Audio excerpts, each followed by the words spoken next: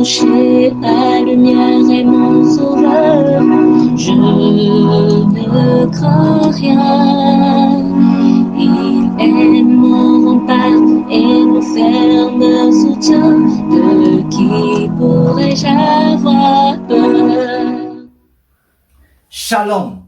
Nous avons aujourd'hui la croquette biblique numéro 338, tirée de Job au chapitre 39, verset 26.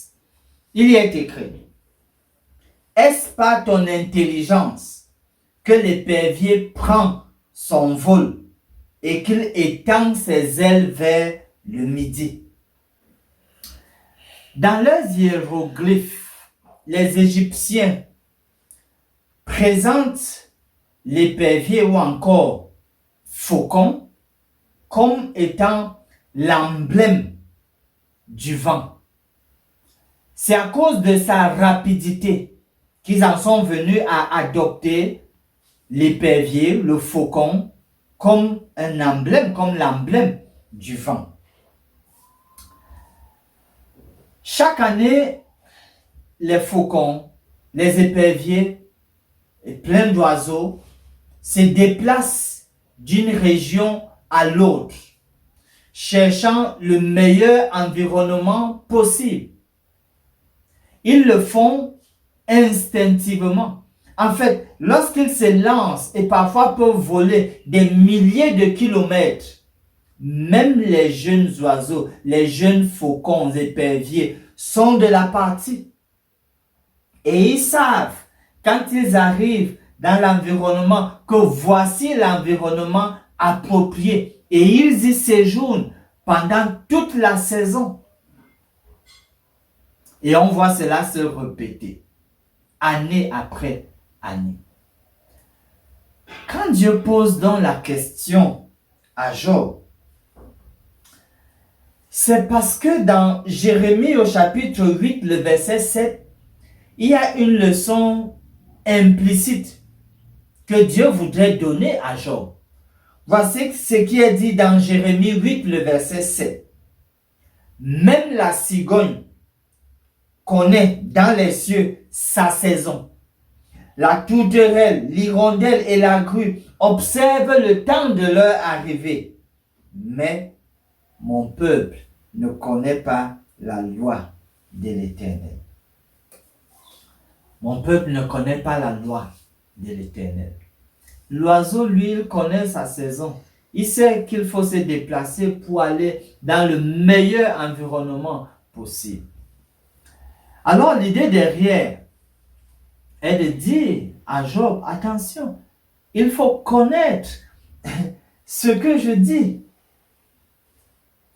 Quand les choses sont difficiles, il faut pouvoir lire les saisons et remarquer que de manière globale, les jours sont mauvais, les temps sont mauvais et difficiles. Et donc, il est mieux de trouver son refuge. Il est mieux de s'abriter sous les ailes de l'Éternel. La maladie, le deuil, la perte d'emploi et beaucoup d'autres crises représentent des jours, des saisons mauvaises, des mauvaises saisons. Et face à cela, la meilleure chose à faire, c'est de trouver un refuge en l'Éternel. En guise de promesse, nous revenons sur Jérémie 8, 7. La dernière partie, mais mon peuple ne connaît pas la loi de l'Éternel. Il vaut mieux, cher ami, connaître les injonctions de l'Éternel, ses provisions, son orientation, sa volonté, même pendant les moments difficiles. Et dès que vous la connaissez, accrochez-vous à ce que le Seigneur souhaite, la manière dont il voudrait qu'on puisse nous comporter, l'attitude à avoir face aux difficultés. Ainsi, vous et moi, nous allons mieux nous en sortir. Finissons par ce mot de prière. Puissant Père et Dieu d'amour, nous te remercions pour tes soins et ton amour pour toutes tes créatures. En nous attendant à toi, nous savons que tu es l'auteur et le consommateur de notre foi. Nous nous penchons sur toi et prions pour une confiance en toi qui soit vraie. Nous prions que tu nous guides lorsque nous faisons face à des difficultés.